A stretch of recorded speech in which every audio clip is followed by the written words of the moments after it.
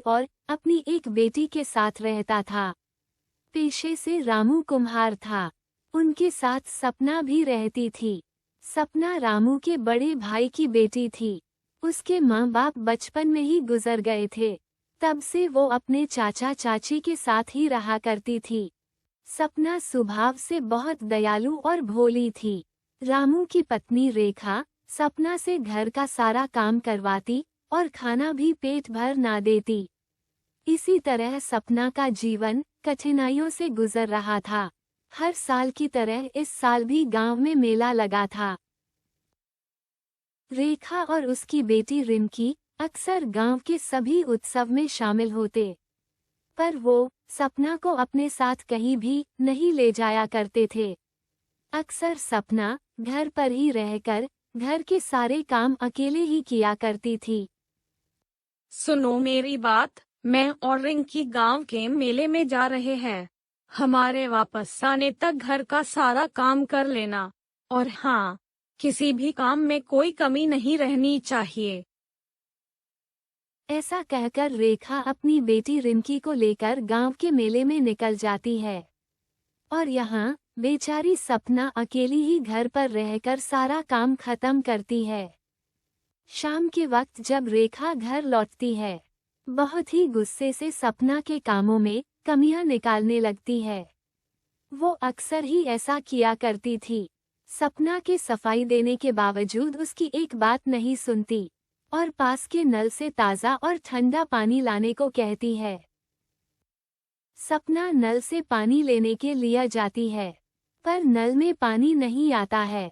लौटकर जब वो रेखा को बताती है, रेखा को बहुत ज्यादा गुस्सा आता है। वो सपना से कहती है आज वो उसे बिना पानी के घर में आने नहीं देगी।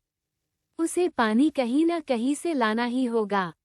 बेचारी सपना पानी की तलाश में निकल पड़ती है। चलते चलते वो गांव के दूसरी तरफ आ जाती है और फिर जंगल के पास जा पहुंचती है, पर उसे कहीं भी पानी नहीं मिलता। थक हार कर वो एक पेड़ के नीचे बैठ जाती है। तभी उसे वहां एक कुआं दिखाई देता है। वो चलकर उस कुएं के पास जाती है। रस्सी कुएं में डालकर पानी ऊपर की तरफ खींचती है। तभी वो क्या देखती है, कुएं से पानी की बजाय एक बहुत ही खूबसूरत सी पिंक कलर की ड्रेस निकल आई है। वो ड्रेस को बाहर निकालती है। उसे अपनी आंखों पर यकीन नहीं हो रहा था। आज से पहले उसने इतनी खूबसूरत ड्रेस कभी नहीं देखी थी। खुशी से वो कूदने लगती है। जब वो घर लौटती है, उसकी चाची बहुत ही गुस्से में होती है और सपना के हाथ में पानी ना देखकर उसका गुस्सा और बढ़ जाता है। वो सपना पे जोर जोर से चिल्लाने लगती है। सपना रेखा को सारी बात बताती है। सपना की सारी बात सुनकर रेखा हैरान हो जाती है। उसे सपना से जलन होने लगती है। वो उसे जादुई कुएं के पास ले जाने के लिए कहती है। रेखा अपनी बेटी रिंकी को भी एक खूबसूरत सा ड्रेस दिलाना चाहती थी। वो लोग उस कुएं के पास जा पहुंचते हैं। रिंकी कुएं में रस्सी डालकर रस्सी को ऊपर की तरफ खींचती है। तभी कुआं उसे अपने अंदर खींच लेता है और रिंकी कुएं के अंदर जा गिरती है। ये सब देखकर रेखा जोर जोर से रोने लगती है और कुएं से अपनी बेटी वापस मांगती है। वो कुएं में झांक कर भी देखती है, पर रिंकी उसे दिखाई नहीं दे रही थी। रेखा और जोर जोर से रोने लगती है। सपना भी रोते हुए उस कुएं से कहती है कि वो रिंकी को लौटा दे। तभी कुएं से आवाज आती है। सपना सिर्फ तुम्हारे कहने पर मैं रिंकी को वापस भेज रहा हूँ, वरना लोगों को पीड़ित करने वालों का मैं जरा भी साथ नहीं देता।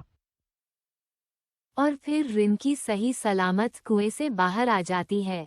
इसी तरह सपना ने रिंकी की जान बचा ली।